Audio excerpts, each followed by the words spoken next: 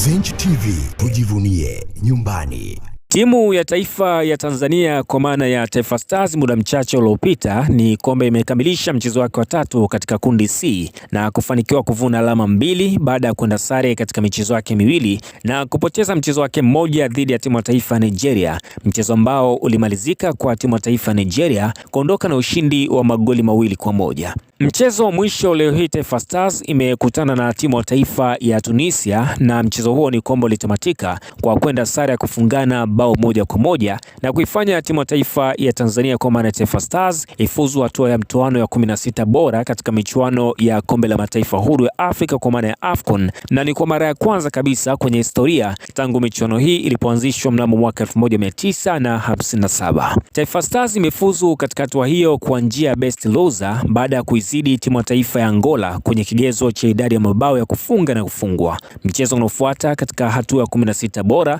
ni kwamba timu ya taifa ya Tanzania kwa maana ya Taifa Stars watakipiga dhidi ya timu ya taifa ya Morocco ambao ni wenyeji katika michuano hii ya AFCON kwa mwaka 2025. Bao pekee ambalo limeifanya timu ya taifa ya Tanzania leo hii kutinga kwenye hatua 16 bora lilifungwa na kiungo machachari kutokea katika klabu ya Azam FC ambaye ni Faisal Salum kwenye dakika ya 48 ya mchezo. Lakini kwa upande wa bao la timu ya taifa ya Tunisia lilipatikana ndani ya kipindi cha kwanza kwenye dakika 43 ya mchezo, bao ambalo lilifungwa na Gabi. Na baada ya kutamatika kwa mchezo huo na timu ya taifa ya Tanzania kufanikiwa kupata bao moja katika mchezo wake, ni kwamba timu ya taifa ya Tanzania imefanikiwa kujinyakulia kitita cha shilingi milioni 200 za Kitanzania, na hii inatokana na kwamba naibu waziri wa michezo Paul Makonda alitoa ahadi ya kununua kila goli kwa timu ya taifa ya Tanzania kwa shilingi milioni 200. Kwa hiyo kwa siku ya leo timu ya taifa imefanikiwa kupata goli moja, na kwa hiyo kitita cha shilingi milioni 200 tayari hivi sasa kimeshaelekezwa kwa vijana timu ya taifa Tanzania kwa maana ya Taifa Stars. Lakini pia ukiachana na mchezo wa Tanzania dhidi ya Tunisia katika kundi C,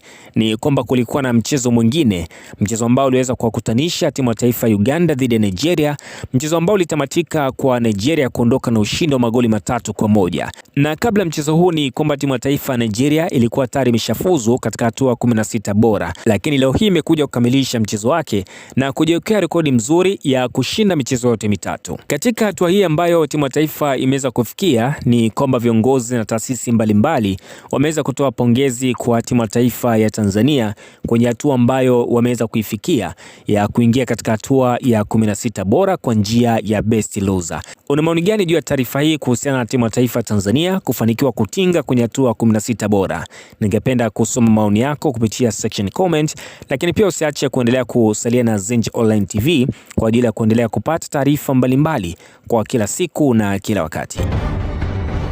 Zenj TV, tujivunie nyumbani.